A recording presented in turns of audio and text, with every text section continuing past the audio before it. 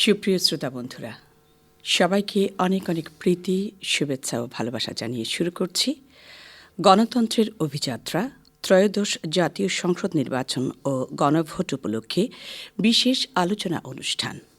শ্রোতা বন্ধুরা, আজকের এই বিশেষ অনুষ্ঠানে আমরা আমন্ত্রণ জানিয়েছি দুজন বিশেষ অতিথিকে। আমি আপনাদের সাথে প্রথমেই তাঁদের সাথে পরিচয় করিয়ে দিতে চাই।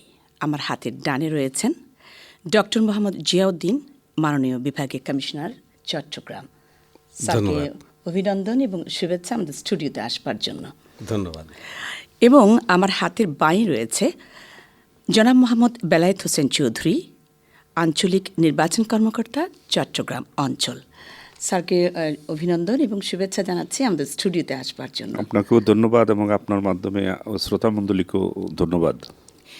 প্রিয় শ্রোতা এবং দর্শক মণ্ডলী, আপনারা জানেন যে আগামী 12 ফেব্রুয়ারি 2026 অনুষ্ঠিত হতে যাচ্ছে ত্রয়োদশ জাতীয় সংসদ নির্বাচন এবং গণভোট।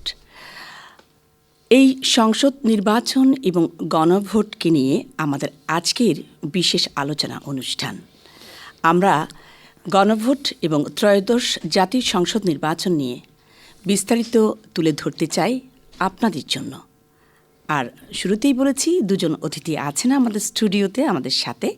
পুরো অনুষ্ঠানটির সঞ্চালনায় আছি আমি, নাসরিন ইসলাম। প্রিয় শ্রোতা বন্ধুরা, আমরা শুরুতেই যাব, আমাদের সাথে আছেন আমাদের সম্মানিত মাননীয় বিভাগীয় commissioner sir doctor Mohammad Ziauddin. স্যারের কাছে আমি শুরুতেই যাচ্ছি আগামী নির্বাচন উপলক্ষে সামগ্রিক প্রস্তুতি এবং সর্বশেষ অবস্থাটুকু জানার জন্য। স্যার, আপনি যদি আমাদের শ্রোতা বন্ধুদের সাথে একটু শেয়ার করতেন এই বিষয়টি। ধন্যবাদ নাসরিন। আপনার প্রশ্নের মাধ্যমে যে বিষয়টি সকলেই আসলে উৎসুক হয়ে আছে সেটা হচ্ছে আমাদের প্রিপারেশন। আসলে আমরা কিন্তু গত বছরখানেক ধরেই আমরা কিন্তু 12ই ফেব্রুয়ারির যে চূড়ান্ত দিন আমরা জাতির সামনে একটি স্বচ্ছ, অবাধ এবং নিরপেক্ষ নির্বাচন উপহার দিতে যাচ্ছি, তার জন্য প্রস্তুতি গ্রহণ করছিলাম। আমাদের এই প্রস্তুতি গ্রহণের জন্য সবচেয়ে যেটা বেশি আমাদের কাছে চ্যালেঞ্জ ছিল সেটা হচ্ছে যে জনগণের আস্থা অর্জন। জি স্যার। যে আসলে আমাদের পূর্বসূরীরা এমন কিছু করেছেন যার ফলে আমাদের প্রশাসন যন্ত্রের প্রতি, সরকারের প্রতি আসলে জনগণের আস্থাটা আসলে একেবারেই বিলীন হয়ে গেছিল। তো সেই আস্থাটা পুনর্গঠনের জন্য আমরা কাজ করছি। আর নির্বাচনের জন্য এমনি গতানুগতিক কিছু কাজ থাকে, যেমন তফসিল ঘোষণা করা, প্রার্থী মনোনয়নপত্র বাছাই, প্রার্থী প্রতীক দেয়া কিংবা ভোট গ্রহণ অনুষ্ঠান, এগুলো একেবারে নৈমিত্তিক কাজ, রুটিন কাজ। সেগুলোর জন্য আমাদের সার্বিক প্রস্তুতি আমরা নিচ্ছি এবং এটা চলমান রয়েছে। আরও একটা বিষয় এখানে আসলে যোগ হয়ে যায়, সেটা হচ্ছে যে নির্বাচন আসলে আমরা কতটা সুষ্ঠুভাবে করব এবং এর জন্য শান্তি শৃঙ্খলার কোনো থ্রেট রয়েছে কিনা, এই বিষয়টি কিন্তু আমরা খুবই অগ্রাধিকার দিয়েছি। আমরা জনগণকে আশ্বস্ত করতে চাই আমাদের এবার তরুণ ভোটারের সংখ্যা থাকবে উল্লেখযোগ্য পরিমাণ। তারা যেন আনন্দ উৎসব মুখর পরিবেশে ভোটটা প্রদান করতে পারে, সেরকম একটা পরিবেশ সৃষ্টি করার জন্যই কিন্তু আমরা কাজ করে যাচ্ছি। ধন্যবাদ স্যার আপনাকে। চমৎকারভাবে আপনি ব্যাখ্যা করেছেন ত্রয়োদশ জাতীয় সংসদ নির্বাচনের প্রস্তুতি এবং সর্বশেষ অবস্থা সম্পর্কে। প্রিয় শ্রোতা বন্ধুরা, আমরা এই পর্যায়ে আরেকটু জানতে চাইব। আমাদের সাথে আছেন মোহাম্মদ বেলায়েত হোসেন চৌধুরী, আঞ্চলিক নির্বাচন কর্মকর্তা, চট্টগ্রাম অঞ্চল। স্যারের কাছে আমার একটু জানবো আমি, গণভোট কেমন সাড়া ফেলছে জনগণের মাঝে এবং কেন গণভোটের প্রয়োজন হলো এবার, যেহেতু সাধারণ মানুষ, সাধারণ নাগরিক এই সম্পর্কে এখনও পর্যন্ত অনেকের প্রশ্ন থেকে যায় যে কেন গণভোটটার প্রয়োজনীয়তা। তো এই বিষয়টা যদি আপনি একটু বলতেন এবং স্যারও সেখানে আপনি অংশগ্রহণ করতে পারেন। জি, আপনাকে ধন্যবাদ। আমরা একটা রক্তক্ষয়ী অভ্যুত্থানের বিপ্লবের মাধ্যমে আমাদের এই বর্তমান পরিস্থিতিতে আমরা উত্তীর্ণ হতে পেরেছি, যেটা কিছুদিন আগে মানুষের কাছে একটা স্বপ্নের বিষয় ছিল। তো জাতীয় জীবনে যে একটা পরিবর্তনের যে গণতান্ত্রিক যে সিস্টেম, সেটা যাতে এরকম অভ্যুত্থানের মাধ্যমে, এরকম একটা বিপ্লবের মাধ্যমে, রক্তক্ষয়ী সংঘর্ষের মাধ্যমে সংগঠিত না হয় ভবিষ্যতে, সেটাকে অর্থবহ যুক্তিযুক্ত অর্থবহ এবং স্বাভাবিকীকরণের জন্যই মূলত এই গণভোটটা অনুষ্ঠিত হতে যাচ্ছে মর্মে আমরা মনে করি। প্রথমত আমি বলতে পারি যে ধরেন আমরা ব্যক্তি জীবনে প্রতিদিনই সংস্কার হই, দাঁত মাজি, ব্রাশ করি, তারপরে মুখ ধুই, আমাদের মেকআপ করি, Dress up, get up, dress up করি, সবকিছুই। অর্থাৎ প্রতিদিনই আমরা কোনো না কোনো কিছু আপগ্রেড হচ্ছি। জি স্যার। তো রাষ্ট্রীয় জীবনেও এরকম কিছু আপগ্রেডেশন দরকার হয়, যার জন্য রাষ্ট্র মাঝে মাঝে থেমে যায় যদি মানে সংস্কারটা না হয়। তো যেহেতু একটা পরিবর্তনের মধ্য দিয়ে আমরা এই পর্যায়ে আসছি, দেখা গেল যে এই মুহূর্তে আমাদের সংসদ স্থগিত বা সংসদ নাই।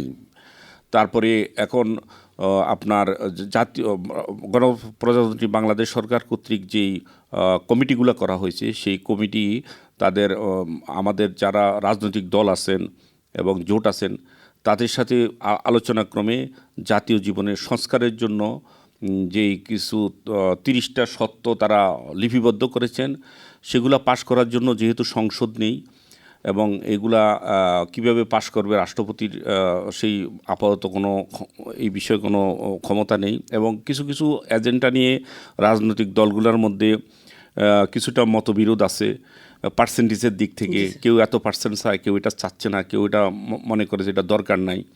তো এখন এগুলার বৈধতা কে দিবে? সেই বৈধতার জন্যই মূলত গণভোটের দরকার। এই জন্যই মানুষ এখন চাচ্ছে যে এই 30টা বিষয়ের উপরে যাতে গণভোটটা হয়। আমি উদাহরণস্বরূপ বলতে পারি জি স্যার। যে আগামীতে তত্ত্বাবধায়ক সরকার থাকবে কিনা ইত্যাদি বিষয়। ধন্যবাদ। চমৎকার করে ব্যাখ্যা করেছেন স্যার। আমি আমাদের বিভাগীয় কমিশনার মহোদয়ের কাছ থেকে আরেকটু জানতে চাই যে নির্বাচনী আচরণবিধিতে আপনারা কী কী পরিবর্তন এনেছেন, এবং বিগত নির্বাচন যেভাবে আমরা দেখেছি সেখানে এক ধরনের আচরণবিধি ছিল, এবার কিন্তু একটু ডিফারেন্ট আমরা দেখতে পাচ্ছি। তো সেই বিষয়টা যদি আপনি একটু জনগণের মাঝে তুলে ধরেন, কিংবা কী কী থাকবে বা কী কী থাকবে না, এবং ভোটের আগের দিন পর্যন্ত কী ধরনের আইন কানুন মেনে চলা দরকার একজন প্রার্থীকে।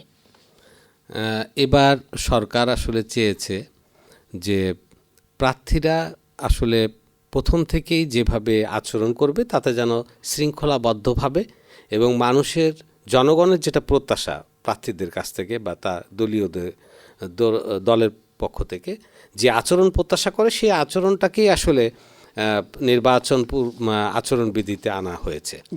আমাদের সবসময়ের জন্যই প্রত্যাশা ছিল আমরা প্রার্থীরা আসলে শান্তিপূর্ণ ভাব পরিবেশ বজায় রাখবে এবং তারা প্রার্থীর দরজায় গিয়ে তাদের এজেন্ডাকে বোঝাবে, তাদের প্রতিশ্রুতিগুলো দিবে, এটা রাস্তায় না। ফলে এই সংস্কার করার জন্য যে চিত্রটা দরকার, যে নিয়মকানুন দরকার, সেটাই কিন্তু নির্বাচনী আচরণবিধিতে এবার প্রতিফলিত হয়েছে। আর এর আগেও নির্বাচন আচরণবিধিতে আসলে অনেক কিছু ছিল যেগুলো এখনও আছে, কিন্তু যে বিষয়টা ঘটেছে সেটা হচ্ছে যে সেইগুলোকে প্রতিপালন করার জন্য আসলে সরকারের পক্ষ থেকে বা নির্বাচন কমিশনের পক্ষ থেকে ইতিপূর্বে আসলে ওই ধরনের বাধ্যবাধকতা কিন্তু আরোপ করা হয়নি। এবার কিন্তু আরোপ করা হয়েছে যে না, এটা আমরা করতেই দিব না। আচ্ছা। যেসব জিনিস নিষিদ্ধ করা হয়েছে, যেসব জিনিস আসলে জনশান্তি স্বস্তি ভঙ্গ করবে, সেই জিনিসগুলোকে কিন্তু এবার বারিত করা হয়েছে। আর নির্বাচনী প্রচারণার যতটা মার্জিত করা যায়, যেগুলো আমরা উন্নত দেশে যে চিত্রটা দেখতে চাই, সেই চিত্রটাকেই আসলে এখানে ইনকর্পোরেট করার একটু চেষ্টা করা হয়েছে।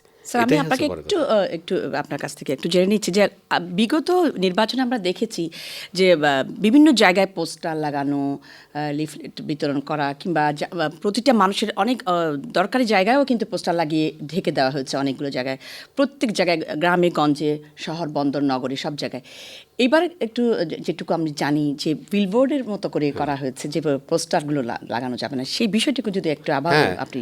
এই বিষয়টিতে আধুনিকীকরণ ইন্ট্রোডিউস করা হয়েছে এবং প্রচলিত যে পোস্টার সাঁটানো, যেটাতে আসলে শহরটাই বিশ্রী হয়ে ওঠে, একদম সেটা থেকে আসলে এবার জনগণ মুক্তি পাবে আমরা আশা করছি। তবে এখনও সীমিত পরিসরে কিছু লিফলেট বিতরণের সুযোগ রয়েছে। আমার মনে হয় যে প্রার্থীগণ সেটার মধ্যেই সীমাবদ্ধ থাকবেন।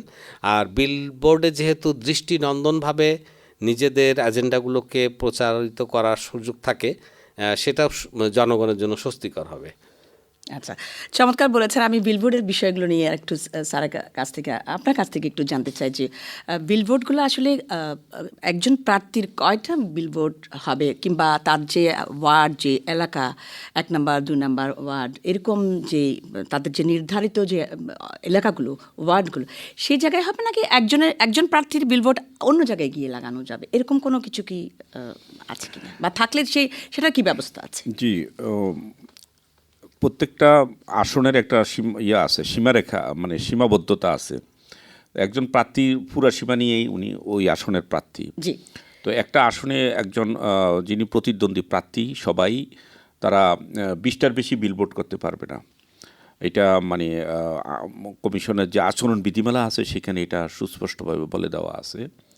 আর স্যারের সাথে আপনি যে পোস্টারটা কথা বলছেন, এই বছর পোস্টার বলতে কিছু নেই, পোস্টার নাই, সব মানে আপনার বিলবোর্ড, ব্যানার এগুলোর মধ্যে সীমাবদ্ধ থাকতে হবে। আচ্ছা, এটা একটা অত্যন্ত গুরুত্বপূর্ণ প্রশ্ন ছিল, এবং এই বিষয়টা আসলে সাধারণ নাগরিকরা কিন্তু অনেকে জানে না, অনেকে মনে করে যে এখনও পোস্টার নিয়ে বোধহয় ঘরে ঘরে যাবে।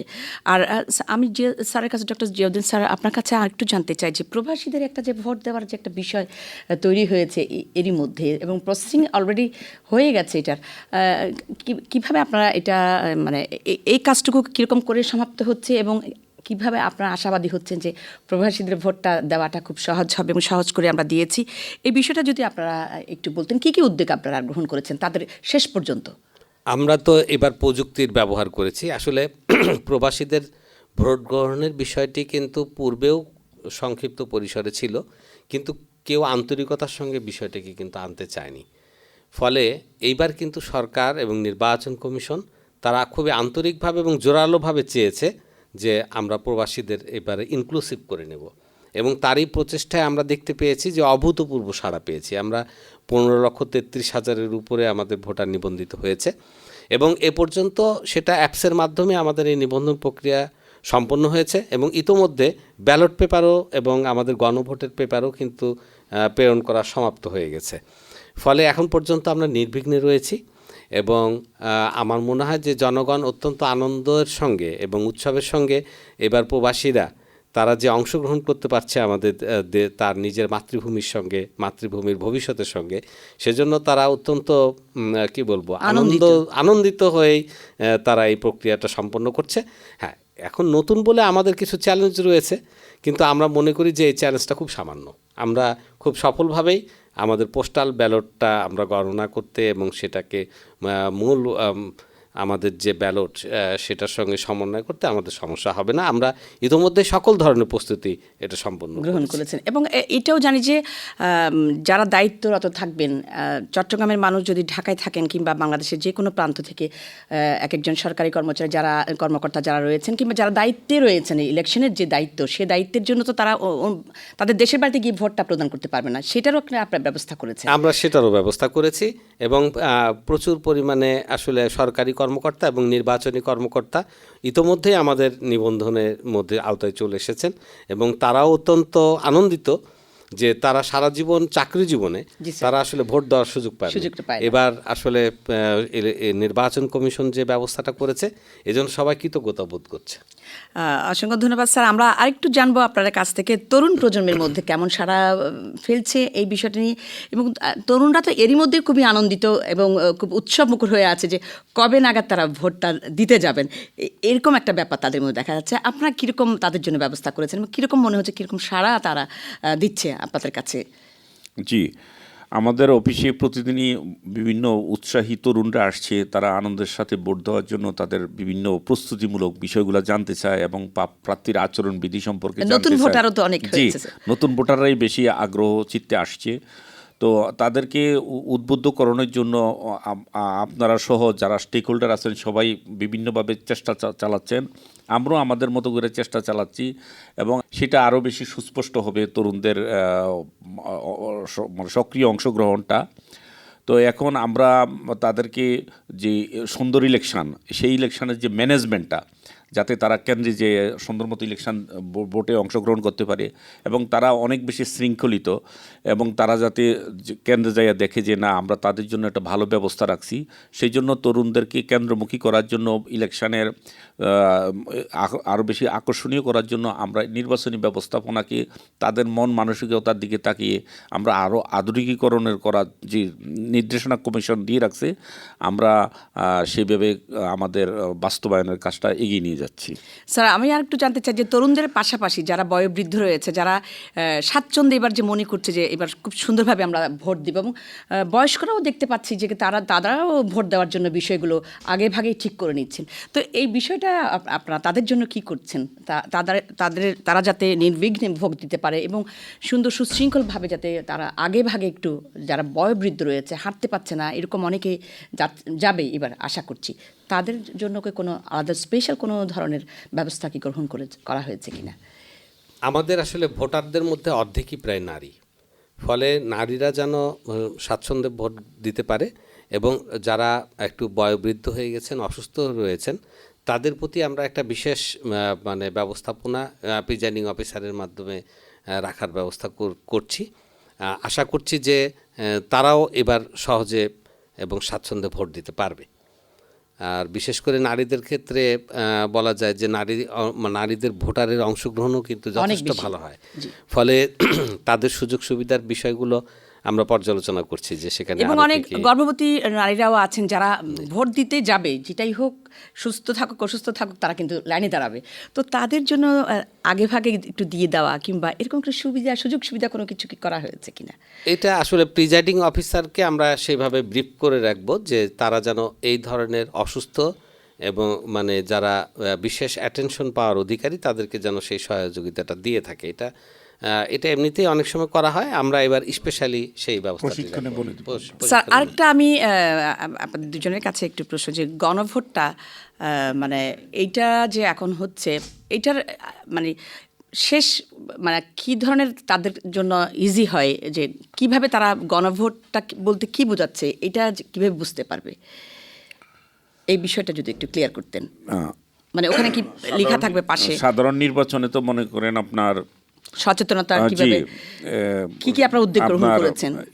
জেনারেল ইলেকশনের জন্য একটা ব্যালট দেওয়া হয়, আর গণভোটের জন্য তাদেরকে আরেকটা ব্যালট দেওয়া হবে প্রতি ভোটারকে, অর্থাৎ প্রতি ভোটারকে দুইটা ব্যালট দেওয়া হবে। একটা হলো জাতীয় সরকার গঠনের জন্য, আরেকটা হলো সাংবিধানিক যে সংস্কার বা জুলাই যে সংস্কার, যেটা বিভিন্ন কর্তৃপক্ষ একত্রিত হয়েছেন যে এটাই জুলাই 30টা সনদ বা সত্য দিয়ে জুলাই সনদ, সেটার জন্য হ্যাঁ এবং না বলা থাকবে এবং ওই পোস্টারের উপরে লেখা থাকবে। আমরা প্রত্যেকটা কেন্দ্রের যেখানে আপনার লোকজন দাঁড়াবে তাদের সম্মুখে বড় ব্যানার করে আমরা দিয়ে দিব, এই উপরে লেখা থাকবে এই জুলাই সনদের মূল বিষয়গুলো লেখা থাকবে এবং নিচে লেখা থাকবে আপনি হ্যাঁ বলুন অথবা না বলুন। এটাকে স্যার টিক মার্ক করবে নাকি এটা সিল দেবে? এটা সিল দিবে, মানে যেটা অফিসিয়াল সিল, সেটা আপনার যেটা ব্যালটের পিছনে যে সিলটা দেওয়া হয় একই সিল তারা ওই হ্যাঁ অথবা না এর করে দেবে। তো সেভাবে ওই দাঁড়ানো লোকগুলাই দেখতে পাবে তাদের করণীয় কি, গণভোটে তারা কিভাবে সাড়া দিবে। এইভাবে আমরা মানে প্রজেক্টরের মাধ্যমে আপনারা সেটা তুলে ধরছেন। প্রজেক্টর না, আমরা বড় ব্যানারের মাধ্যমে আমরা দিয়ে রাখবো আর কি, ডিজিটাল ব্যানারের মাধ্যমে দেওয়া থাকবে সম্মুখে। এইভাবে আমরা তাদেরকে ওই শেষ মুহূর্ত পর্যন্ত তাদেরকে মানে গোপন কক্ষে যাওয়ার আগ পর্যন্ত তারা তাদের অবস্থান বুঝতে পারবে। দুজনের কাছে আমার প্রশ্ন যে এবার নির্বাচন নিয়ে আপনাদের প্রত্যাশাটা, আমি ডক্টর জিয়াউদ্দিন স্যার আপনার কাছ থেকে একটু জানতে চাই। প্রত্যাশার ব্যাপারের চেয়েও প্রত্যাশার সঙ্গে গণভোটটা জড়িত। আসলে যখন কোনো সমাজ পরিবর্তিত হয় এবং কিছু সময় পর পর আসলে সমাজ এবং রাষ্ট্র পরিবর্তিত হয়, এই পরিবর্তনটা সংবিধানে থাকে না। এই সংবিধানে সেই জিনিসটা ইনক্লুড করার জন্যই কিন্তু গণভোট আসে। গণভোটটা কেন, এটা অনেকেই প্রশ্ন করেন। গণভোটটাই হচ্ছে যে সংবিধানে নতুন কিছু আসবে। তো এই নতুন কিছুটা কি? নতুন কিছুটা হচ্ছে নতুন সমাজ, নতুন রাষ্ট্র, নতুন ব্যবস্থা, সেই জিনিসটাকে ইনক্লুড করা। তো এই জন্য অনেকের প্রশ্ন যেহেতু আসে যে গণভোটে কি আছে, কি থাকবে, সেজন্য কিন্তু সরকারের পক্ষ থেকে, নির্বাচন কমিশনের পক্ষ থেকে, তথ্য সম্প্রচার মন্ত্রণালয়ের পক্ষ থেকে, তারপর হচ্ছে সংস্কৃতি বিষয়ক মন্ত্রণালয়ের পক্ষ থেকে একটা ম্যাসিভ কার্যক্রম কিন্তু আমরা নিয়েছি। এবং এই গণভোটের বিষয়বস্তুকে প্রচার করার জন্য গণভোটের সিদ্ধান্ত জনগণ দিবে, কিন্তু গণভোটটা কি, গণভোটটা এখানে হ্যাঁ দিলে আপনারা কি পাবেন, না দিলে কি পাবেন না, এই যে বিষয়গুলো তুলে ধরার জন্য কেন সেটা। কেন আপনারা গণভোটে সাড়া দিবেন, এই বিষয়টাকে প্রচারণার জন্য বিশেষ করে তথ্য প্রযুক্তি মন্ত্রণালয় অত্যন্ত সক্রিয় ভূমিকা পালন করছে। এবং আমরা উঠান বৈঠকের মাধ্যমে দেশের গ্রামগঞ্জের প্রত্যন্ত অঞ্চল পর্যন্ত বিভিন্নভাবে উঠান বৈঠকের মাধ্যমে কখনো গাড়ি পাঠিয়ে মাইকিং করে, এবার রেডিও টেলিভিশনও হচ্ছে, রেডিও সেটা আমরা টেলিভিশনে তো প্রচার করছি, হচ্ছেই। স্যার। সেইভাবে কিন্তু এই বিষয়টাকে আমরা ছড়িয়ে দিচ্ছি এবং বড় বড় গাড়িও নামানো হচ্ছে, ট্রাক, যেখানে স্পেশালাইজড ভোটের গাড়ি, জি স্যার। সে তারাও গণমাধ্যমে ভোটের বিষয় কার্যক্রমগুলো পরিচালনা করছে। এবং আরও মজার ব্যাপার হচ্ছে যে বিভিন্ন আঞ্চলিক লোক ভাষার দিকে চিন্তা যে করে আঞ্চলিক ভাষা দিয়েও কিন্তু সেই ভাষা দিয়েও কিন্তু গণভোটের ঘোষণা, কার্যক্রম পরিচালনা হচ্ছে। তো আমরা চেয়েছি যে আরও যারা ভাষা গোষ্ঠী আছে তাদের ভাষাতেও যেন এটা প্রচার করা হয় এবং তারা সেই উদ্যোগটা নিচ্ছে।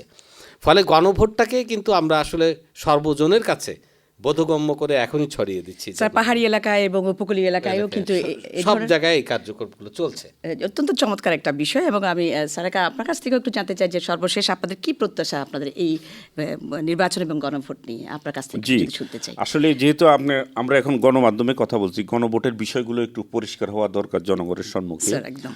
ধরেন যে বিষয়গুলো আসলে গণভোটে অন্তর্ভুক্ত হয়েছে, যেমন আগামী সংবিধান সংশোধনের তত্ত্বাবধায়ক সরকার থাকবে কিনা, তারপরে আপনার সংবিধান যে জাতীয় সংসদে নারী প্রতিনিধিত্ব আরও বাড়ানো কিভাবে যায়, এটা এখন 5% বা 10% এবং 33% পর্যন্ত কিভাবে নিয়ে নেওয়া যায়, দ্বিকক্ষ বিশিষ্ট সংসদ, উচ্চকক্ষ, নিম্নকক্ষ, উচ্চকক্ষে 100 জন প্রতিনিধির যেই প্রস্তাব সেটা, তারপরে আপনার যাতে মানুষ গণতন্ত্রের স্বাদ পায় সেই জন্য বিচার বিভাগের স্বাধীনতা এবং নির্বাচন কমিশনের সংস্কার, অন্যান্য সাংবিধানিক যে প্রতিষ্ঠান আছে সেগুলোর সংস্কার এবং স্বাধীনভাবে কথা বলারও স্বাধীনভাবে কথা বলার সংস্কার এবং আমাদের অনেকে বলে যে রাষ্ট্রপতি তো মানে ক্ষমতা ছাড়া, তাহলে রাষ্ট্রপতির মধ্যে কিছুটা জবাবদিহিতা আনয়ন করা এবং সরকার বেশি দিন থাকলে যে মানুষের মধ্যে একটা স্বৈরতান্ত্রিক মনোভাব আসে, সেই জন্য প্রধানমন্ত্রীর ক্ষমতাকে 10 বছরের মধ্যে সীমাবদ্ধ রাখা, রাষ্ট্রপতির জবাবদিহিতাকে নিশ্চিত করা এবং রাষ্ট্রপতি যাতে আপনার এই কাউকে ক্ষমা করে দেয়, কোনো অপরাধীকে বা হত্যাকারীকে ক্ষমা করার পূর্বে যিনি ক্ষতিগ্রস্ত তার সাথে যাতে বিষয়টা আলোচনা করা হয় মাপ করার পূর্বে, এই বিষয়গুলো থাকবে। প্রধান বিচারপতি নিয়োগের ক্ষেত্রে যাতে রাষ্ট্র অধিকতর গণতান্ত্রিক, অধিকতর সিস্টেমেটিক হয়, যে আপিল বিভাগ থেকে যাতে প্রধান বিচারপতি দেওয়া হয়, বিচারপতিদের বিচারিক কার্যক্রমে তাদের স্বাধীনতা, তাদের নিজস্ব নিয়ন্ত্রণ ব্যবস্থা ইত্যাদি বিষয়গুলো আপনার এখানে যুক্ত হচ্ছে। আরও যুক্ত হচ্ছে যেমন আমরা যে এখন সাংসদদেরকে দেখি, তাদের দায় এবং তাদের সীমাবদ্ধতা এগুলাকে আরও একটু নিশ্চিত করা এবং মানুষের যে মানে আইনানুগ যে ক্ষমতা, আইনানুগ যে রাইট, এই রাইটসগুলোকে খর্ব না করা। তো এবং আরও কিছু বিষয় আছে যে আপনার সংবিধানের যে 5ম এবং 6ষ্ঠ তফসিল সেগুলোকে বিলোপ করা এবং সংবিধানের 47 এবং 35 অধ্যায়কে 35 অনুচ্ছেদকে মানে অব্যাহত রাখা, যে এর মধ্যে দিয়ে মানুষের গণতান্ত্রিক অধিকার, কথা বলার অধিকার, তার ব্যক্তি স্বাধীনতা, মৌলিক অধিকার এগুলোকে নিশ্চিত করার জন্য যে সংস্কার, সার্বিকভাবে এগুলোই হইল আপনার গণভোটের বিষয়বস্তু। তো এই বিষয়বস্তু যখন মানুষ জানবে তখন মানুষ যেটা ভালো মনে করে হ্যাঁ অথবা না এর পক্ষে তার অভিমত ব্যক্ত করবে। আর আপনি আরেকটা কি জানি বলছিলেন? এটা অত্যন্ত চমৎকার ছিল, মানে আপনার বলাটা স্যার প্রত্যেকটা জনগণ খুব সহজভাবে এটা বুঝতে পারবেন। এবং আমি স্যার আপনাদের দুজনের কাছে আর একটু সহজভাবে বলতে চাই যে আমাদের জনগণকে ভোট কেন্দ্রে আসার জন্য যদি আপনারা কিছু বলতেন, যে নির্বিঘ্নে যেন ভোট কেন্দ্রে আসতে পারে, তাদের জন্য কোনো ভয়ভীতি কাজ না করে, এটা আপনারা যদি বলেন। আমরা তো নিরন্তর চেষ্টা করে যাচ্ছি যে শান্তিপূর্ণ পরিবেশ বজায় রাখার জন্য, এবং আমাদের যে নির্বাচনী আচরণবিধি সেটা প্রণয়ন করাই হয়েছে আসলে একটা শান্তি শৃঙ্খলাপূর্ণ পরিবেশ বজায় থাকবে। এবং এই যে তরুণ প্রজন্ম আমাদের এখন বেশি, এই তরুণ প্রজন্ম যেন আনন্দের সঙ্গে এই নির্বাচনে খুব মানে স্বতঃস্ফূর্তভাবে অংশগ্রহণ করে।